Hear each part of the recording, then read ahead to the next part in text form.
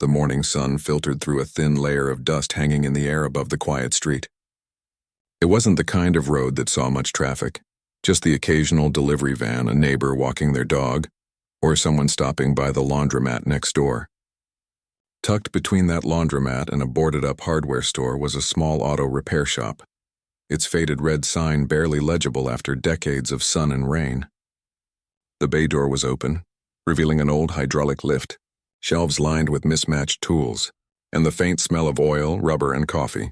Inside, an elderly man wiped his hands on a rag that had long ago lost its original color. He wasn't supposed to be working anymore. He'd officially retired 3 years back after his knees started giving out, and his daughter begged him to take it easy. But retirement didn't sit right with him. So he kept the shop open a few days a week, mostly for old customers who still trusted him with their cars, and for the simple comfort of having something to do with his hands. He'd been in the business since he was 16, starting out by sweeping floors and fetching parts for his uncle. Over the years, he'd seen engines evolve from carburetors to computer chips, but his philosophy never changed. Fix it right the first time, charge a fair price, and treat every car like it belongs to your own family. That Tuesday morning had been slow, as most were. He'd already checked the oil on Mrs. Delgado's minivan and tightened a loose belt on Mr. Chen's pickup. Around 10 o'clock, he heard the low hum of an engine approaching. Not the usual rattle of a neighbor's aging sedan, but something smoother, quieter. He stepped out just as a black sedan rolled to a stop in front of the bay. It looked well kept but tired, like it had been driven hard over long distances. The driver's door opened and a man stepped out. He wore a dark hoodie, jeans, and scuffed boots. No sunglasses, no entourage, no air of importance. Just a man who looked like he'd been driving for hours and needed a break. He gave a small nod. "Morning," he said, voice calm and low. "You open for walk-ins?" The old mechanic nodded back. "As long as I'm breathing." The man smiled faintly and gestured toward the car. "Brakes feel a little soft, and there's a pull to the left when I hit 60. "Let's take a look," the mechanic said, already reaching for his clipboard. What followed was routine, lifting the car, checking the pads, inspecting the rotors, testing the alignment. But even in routine, the man noticed something unusual. The driver didn't hover, didn't check his phone impatiently, didn't ask how much it would cost up front. He just leaned against the wall near the coffee maker, watching quietly as the older man worked with steady, practiced hands. At one point, the mechanic paused. There was a faint vibration in the steering column, subtle but there. Most shops might have ignored it, chalked it up to road conditions or tire wear, but he'd learned long ago that small things often hid bigger problems. He spent an extra 20 minutes tracing the issue to a worn control arm bushing and a slightly leaking power steering hose. Neither was urgent, but both would worsen if left alone. "You've got a couple of things going on," he said finally, wiping grease from his knuckles. "Brakes are worn, need replacing. Alignment's off, and there's a small leak in the steering system. Nothing dangerous today, but I'd fix it soon." The man nodded. "Whatever you think is best, no pushback." "No, can't we just patch it?" "Just trust." The mechanic felt a quiet pride, not because he'd found extra work, but because someone still believed in doing things the right way, even if it cost a little more. He worked steadily, replacing the pads, flushing the fluid, adjusting the alignment. He even called an old friend who ran a salvage yard to track down a discontinued gasket for the steering reservoir. While he waited for the part to arrive, the two men sat on overturned buckets sipping weak coffee from chipped mugs. They didn't talk about fame or money or the news.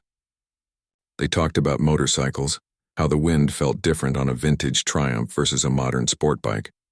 They talked about old Chevys, the kind with bench seats and column shifters. The man mentioned he'd once restored a '69 Camaro, and the mechanic chuckled, saying he'd rebuilt the engine on one just like it back in '72. There was no name-dropping, no fanfare, just two people sharing a moment over shared ground, engines, roads, the satisfaction of making something run smoothly again. When the work was done, the mechanic wrote up a fair estimate, parts plus labor, nothing extra. But when the man reached for his wallet, the older man shook his head.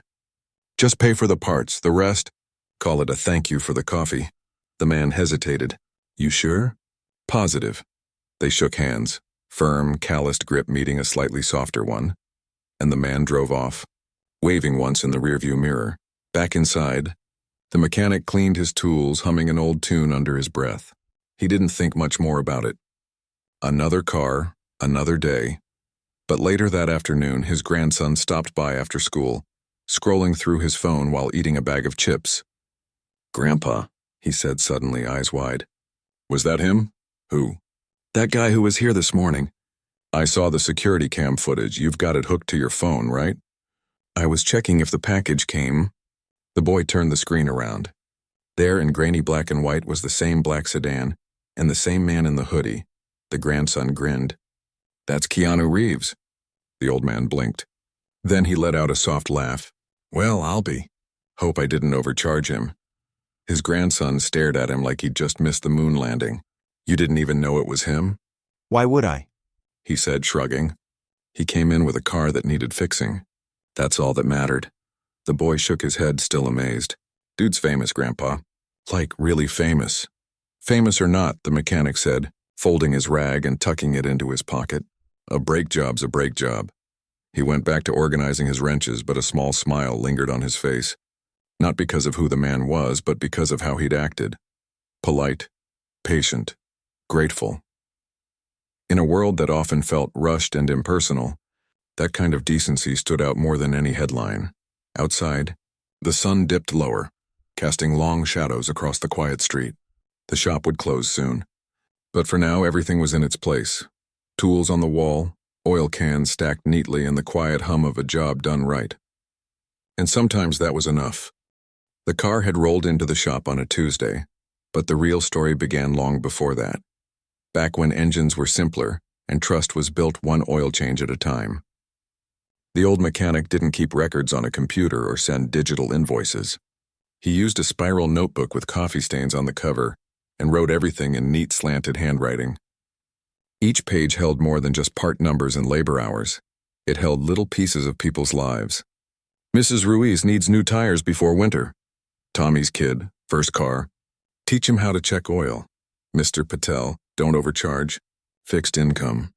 So when the black sedan came in, he treated it like any other job. But something about it, the way it sat low on its suspension, the faint metallic smell in the cabin, the wear pattern on the brake pedal, told him this car had seen miles. Real miles. Not just commuting to an office, but cross-country drives, mountain passes, desert highways. It had history. He started with the basics, lifted the car, checked the pads. They were thin, glazed from heat, overdue for replacement. The rotors showed light scoring, nothing warped, but enough to cause that soft, spongy feel the driver had mentioned. Standard stuff. But as he turned the wheels by hand, testing for play in the tie rods, he felt it. A tiny shudder in the left front. Not enough to fail an inspection, but enough to make a long drive uncomfortable. Most shops would have stopped there. Brakes and alignment, $420. Done, but he'd never worked that way. His father taught him, if you're under the hood, look deeper. The problem isn't always where it seems. So he dug in. He checked the strut mounts, still solid. Inspected the ball joints, tight. Then he noticed a faint drip near the power steering reservoir. Not a flood, just a slow weep, the kind that leaves a greasy film on the engine cover. He wiped it clean, ran the engine, and watched. Sure enough, a new bead formed within minutes. The seal was going. Not urgent, but if ignored, it could lead to a sudden loss of assist on the highway. Dangerous, especially at speed. He also found the real cause of the pull to the left. A worn control arm bushing on the driver's side. Rubber cracked, metal showing through. It wasn't visible from above, only by crawling underneath with a flashlight and really looking. That bushing was why the alignment kept drifting, why the steering felt vague. Now came the hard part. Parts. The power steering reservoir seal was discontinued. The manufacturer stopped making it years ago. He called 3 local auto parts stores. No luck. Then he remembered an old friend who ran a salvage yard 2 towns over. A guy who'd once traded him a carburetor for a case of beer. He dialed the number, listened to the familiar grumble on the other end, and explained what he needed. "Hang on," the voice said. "I think I got a whole rack from a 17 model in the back. Might fit." An hour later, the friend pulled up in his rusted pickup, tossed a greasy bag onto the workbench, and said, "Test it before you thank me." It fit.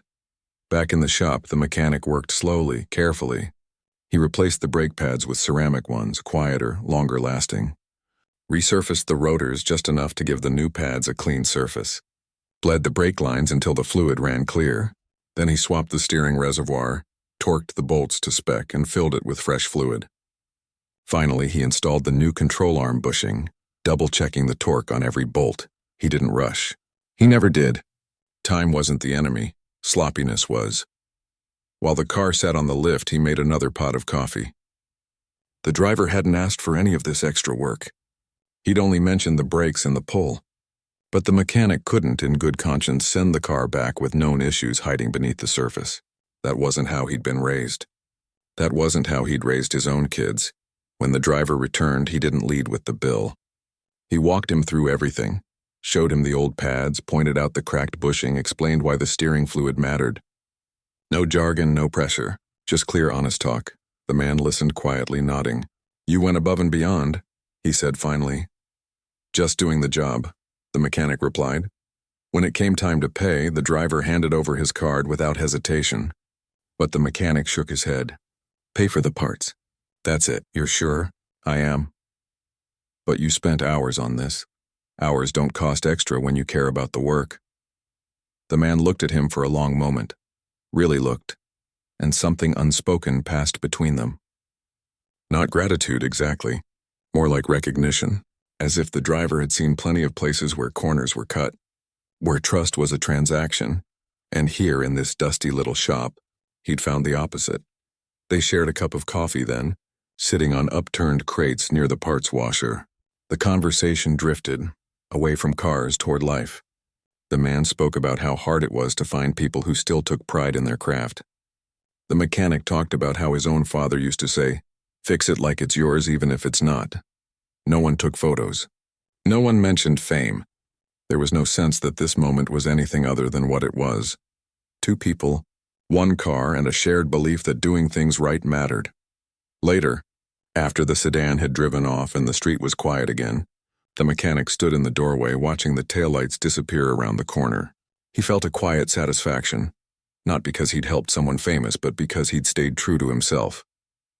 In a world that often rewarded speed over care, flash over function, he'd chosen the slower, harder path. And that path had led to a handshake that felt like respect. Inside, his grandson was rewinding the security footage on his phone, eyes wide. "Grandpa, do you know who that was?" "Does it matter?" the old man asked, already wiping down his workbench. "Well, yeah, that was Keanu Reeves." The mechanic paused, then smiled faintly. "Huh, nice fella." And that was that. But the truth was, the car hadn't just brought in a customer. It had brought back a feeling. The feeling that his work still meant something, that integrity wasn't outdated, that sometimes the smallest acts, replacing a worn bushing, refusing to overcharge, offering a second cup of coffee, could echo farther than he'd ever know. He turned off the shop lights, locked the door, and walked home under a sky just beginning to blush with sunset. His knees ached, his back was stiff, but his heart was light. Because today, like so many days before, he'd done more than fix a car. He'd honored a promise, to his craft, to his customers, and to the quiet code he'd lived by his whole life. And in the end, that was worth more than any signature, any photo, or any name whispered in awe. The shop would be quiet tomorrow. Maybe no one would come. But he'd be there anyway, just in case someone needed a little honesty, a little care, and a car that ran like it should. A week had passed since the black sedan left the shop, and life in the little garage had settled back into its usual rhythm. The old mechanic spent his mornings tinkering with Mrs. Delgado's minivan, which now purred like a contented cat, and afternoons sorting through bins of spare bolts and washers, muttering to himself about where things ought to go. His grandson still brought up the visitor now and then. "Did you see he posted about vintage motorcycles again?" But the mechanic just smiled and changed the subject. To him, it was just another day's work, nothing more.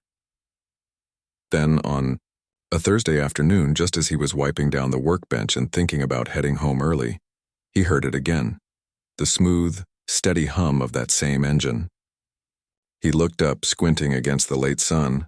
There it was, the black sedan, pulling into the same spot it had occupied a week before. But this time, it wasn't here for a repair.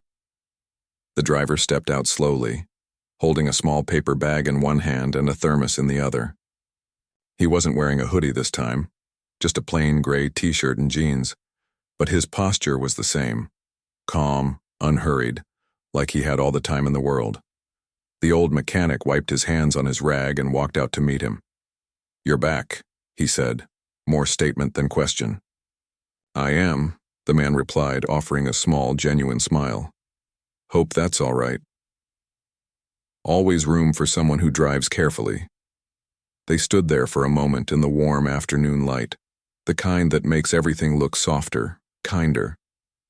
Then the man held out the thermos. "Brought coffee from that little place down the street, the one with the blue awning."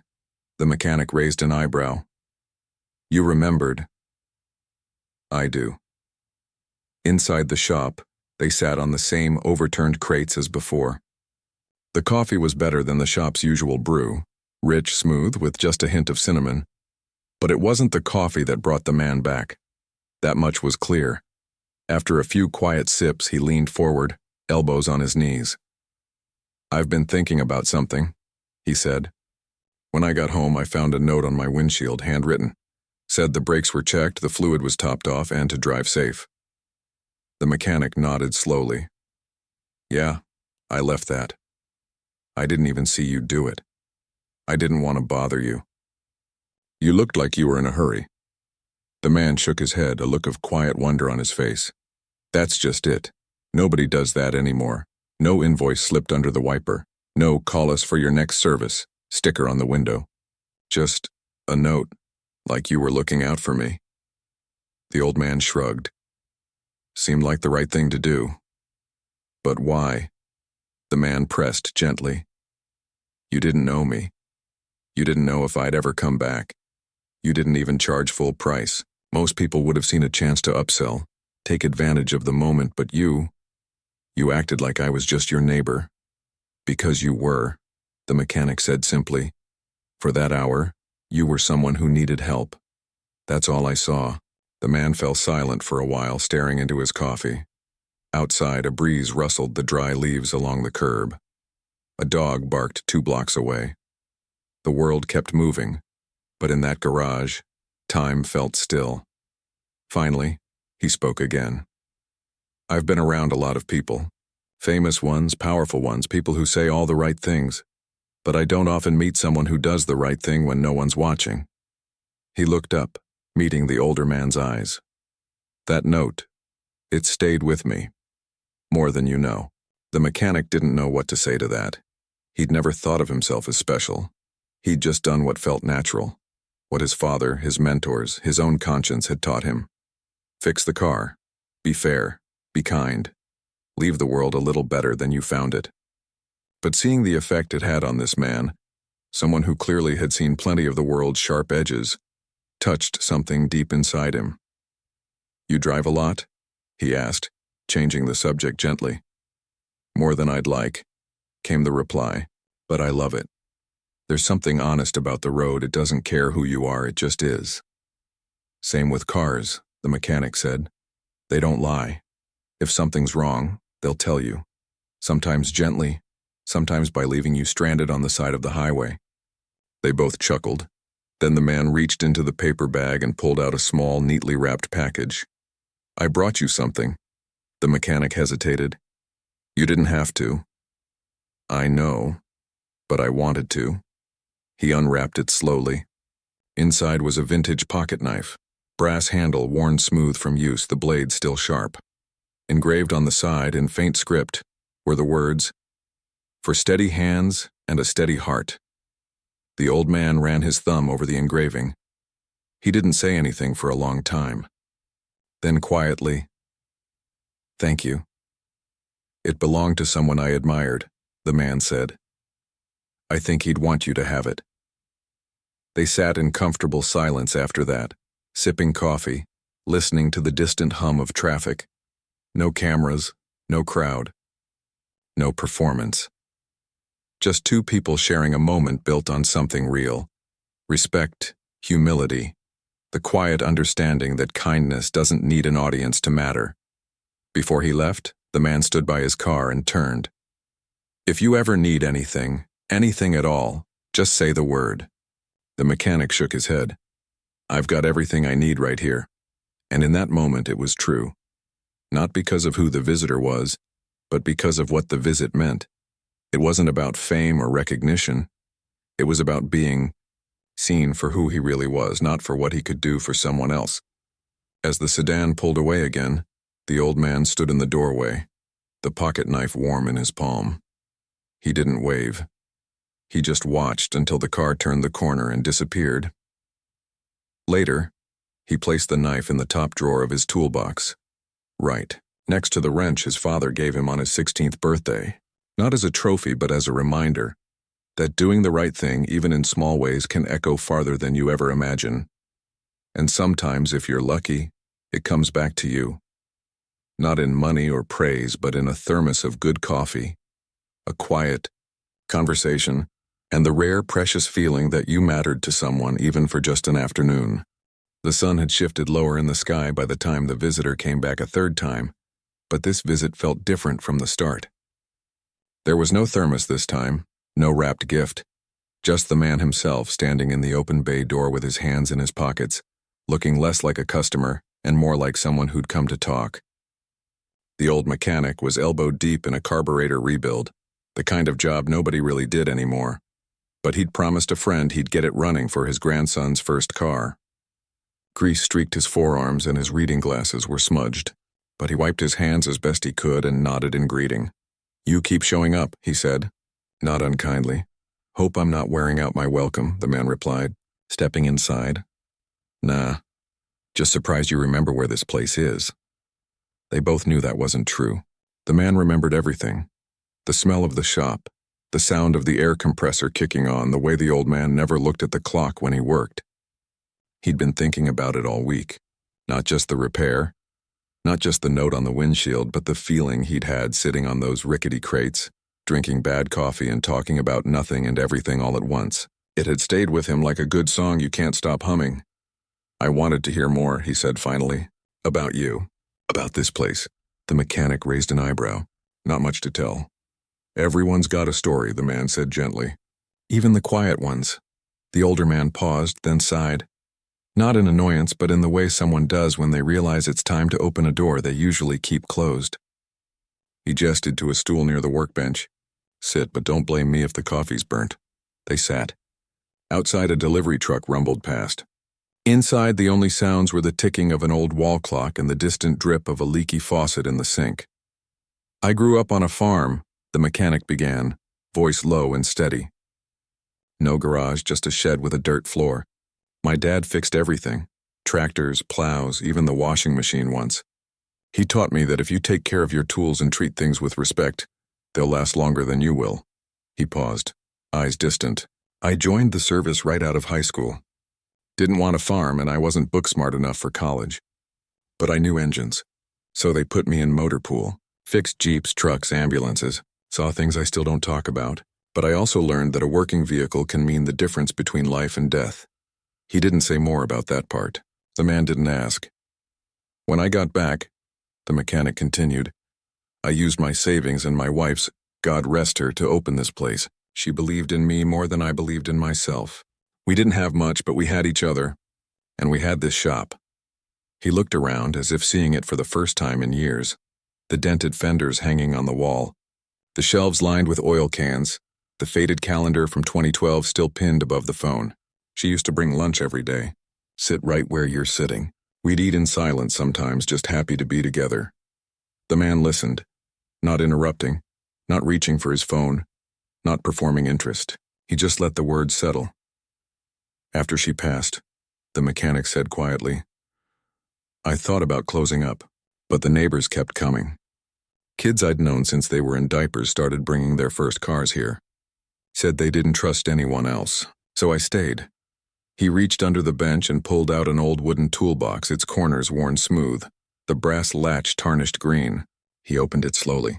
Inside weren't fancy tools, no laser torque wrenches or digital scanners, but hand-forged sockets, a set of pliers with tape around the grip, a screwdriver with a handle carved from walnut.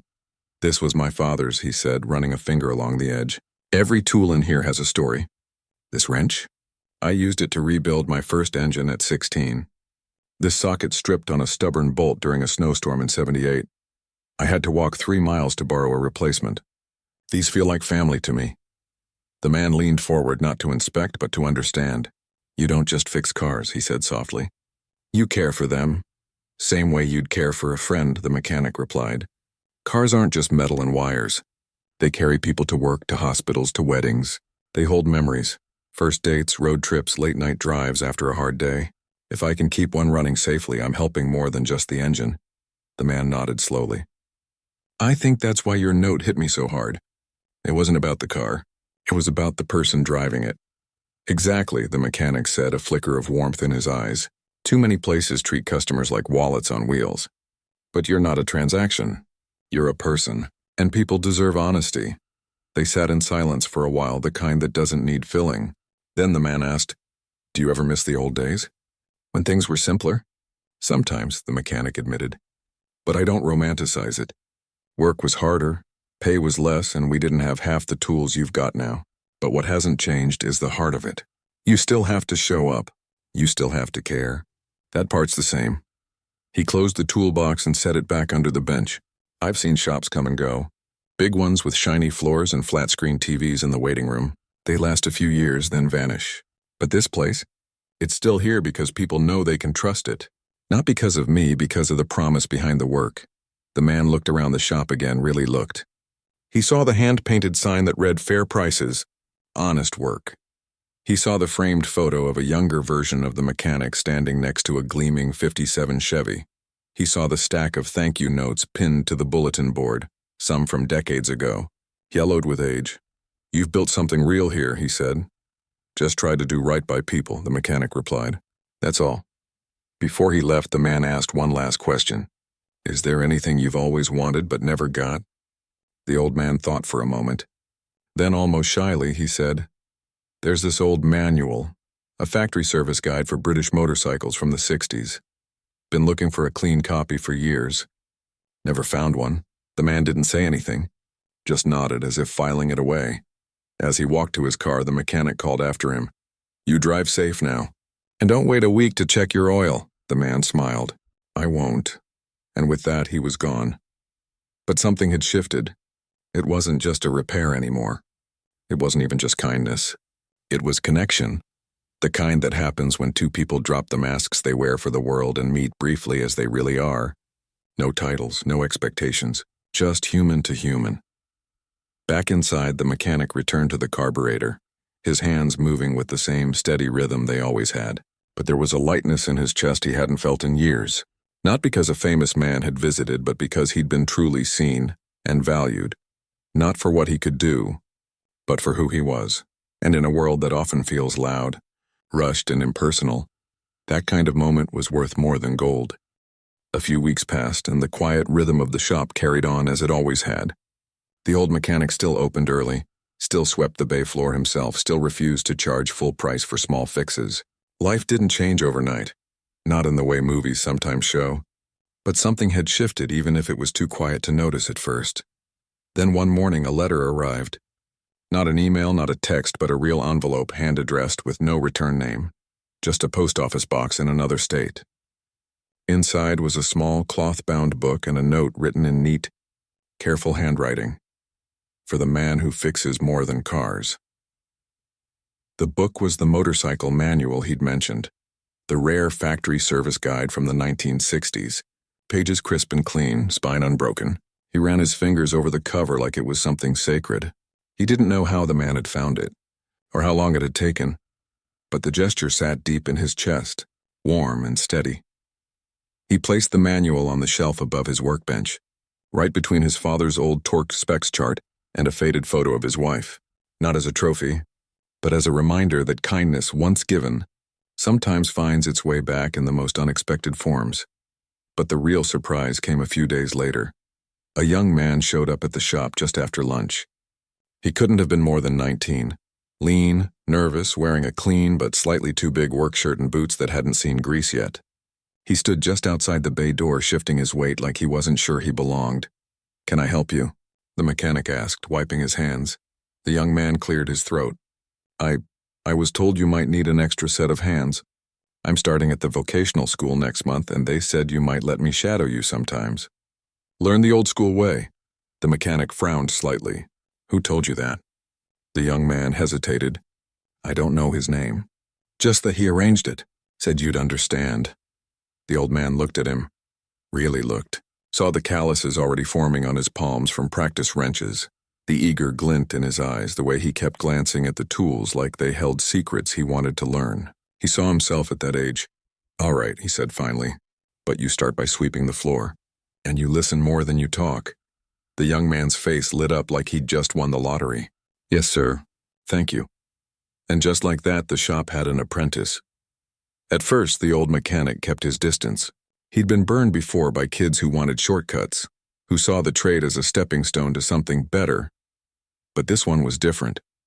He showed up early, stayed late, asked thoughtful questions, didn't complain when tasked with cleaning parts or organizing bins. Most importantly, he watched not just the hands but the attitude. The way the old man double-checked every bolt. The way he explained things without talking down. The way he treated every car like it mattered. One afternoon, while they were replacing a water pump on an old pickup, the young man asked, "Why do you do it? I mean, you could have retired years ago." The mechanic paused, wiping coolant from his forearm. Because someone's got to keep the knowledge alive.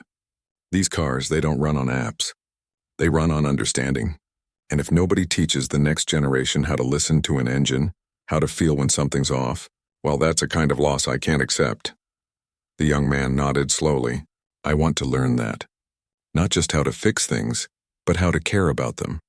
That was the moment the old man knew he'd made the right choice. Word began to spread, not about celebrities or viral moments, but about a shop where work was honest, prices were fair, and a kid could learn from someone who'd seen it all. More customers came, not because of fame but because of trust. A teacher brought in her aging sedan. A nurse dropped off her husband's truck. A single mom asked if he could check her brakes before a long drive to see her parents. He did them all, often slipping a discount into the bill when he thought no one would notice. The shop stayed open later now, not because he needed the money, but because he felt needed. One evening, as he locked up, his grandson walked up with his phone in hand. "Grandpa," he said, "someone posted about this place online. Not in a weird way, just said you're the only mechanic who actually looks you in the eye." The old man chuckled. "Guess that's rare these days." "It shouldn't be," the boy said quietly. And maybe that was the real ripple. The quiet truth that one act of decency, one moment of integrity can inspire others to do the same. Not with fanfare, not with cameras, but in the everyday choices people make. To be honest, to be kind, to show up and do the work right. Months later, the young apprentice fixed his first car solo, a sputtering hatchback that wouldn't start. When the engine roared to life, he turned to the old man, eyes shining. "I did it." "You did," the mechanic said, clapping him on the shoulder. "Now go tell the owner it's ready. And don't forget to check the tire pressure before they leave." As the sun set that day, the two of them stood outside the shop, tools put away, bay door half closed. The street was quiet again, just like it had been the day the black sedan first rolled in. But now the silence felt different, fuller, richer, like it held the echoes of conversations, lessons, and small acts of care. Somewhere far away, a man rode a motorcycle down a coastal highway, wind in his face, thinking about a quiet shop and the old mechanic who'd reminded him that the world still had good people in it. He didn't need to post about it. He didn't need to tell anyone. He just carried it with him like a compass, and back in the shop, the old man flipped the sign from open to closed but left the light on over the workbench, just in case someone needed help tomorrow. Because that's what he did. Not for fame, not for thanks, but because it was right. And sometimes in a world that moves too fast and forgets too easily, that's more than enough.